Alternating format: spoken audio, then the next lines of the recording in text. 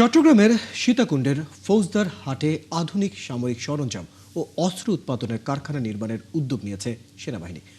বন্ধ হয়ে যাওয়া জলিল টেক্সটাইল বিলের জায়গায় এই কারখানা নির্মাণ করা হবে। দুপুরে সরকারের পক্ষ থেকে প্রতীকী মূল্যে সেনাবাহিনীর কাছে ৫৪.৯৯ একর জায়গা হস্তান্তর করেছেন বাণিজ্যমন্ত্রী আব্দুল মুক্তাদির চৌধুরী। সাইফুল ইসলাম শিল্পীর তথ্য এবং ছবিতে বিস্তারিত। নানা সংকট ও প্রতিকূলতার কারণে চট্টগ্রামে ২০০৪ সালে বন্ধ হয়ে যায় সুতা ও কাপড় উৎপাদনের জন্য প্রসিদ্ধ প্রতিষ্ঠান জলিল টেক্সটাইল। এরপর থেকে পরিত্যক্ত অবস্থায় পড়েছিল কারখানাটি। সেখানেই এবার অস্ত্র কারখানা নির্মাণের উদ্যোগ নিয়েছে সেনাবাহিনী।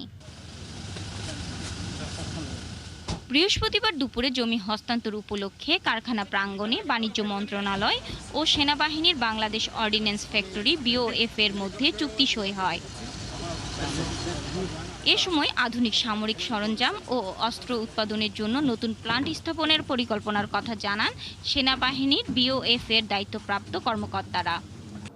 এই জমির যথাযথ ব্যবহার বাংলাদেশ সমরাস্ত্র কারখানার উৎপাদন সক্ষমতা আরও বৃদ্ধি করবে, আধুনিক প্রযুক্তি সংযোজনের সুযোগ সৃষ্টি করবে এবং ভবিষ্যতে দেশের প্রতিরক্ষা সরঞ্জামের চাহিদা দেশীয়ভাবে পূরণের সক্ষমতাকে আরও সুদৃঢ় করবে।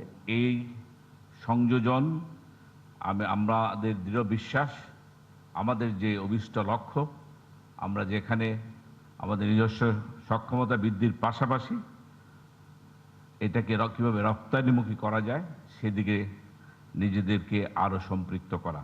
অনুষ্ঠানে সেনাপ্রধান বলেন, বিশ্বের অনেক দেশে বাংলাদেশের সমরাস্ত্রের চাহিদা রয়েছে। আমলাতান্ত্রিক জটিলতা দূর হলে অস্ত্র রপ্তানি করে প্রচুর বৈদেশিক মুদ্রা আয় করা সম্ভব বলেও জানান তিনি।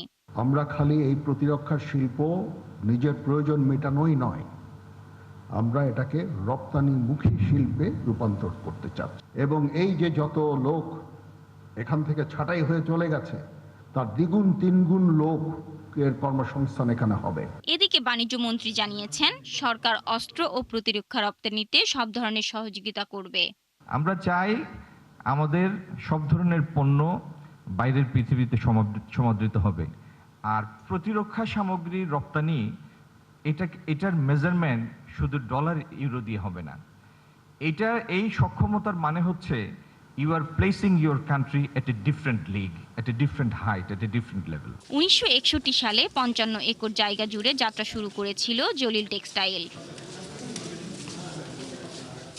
শাকিলা সিথি, ৭১।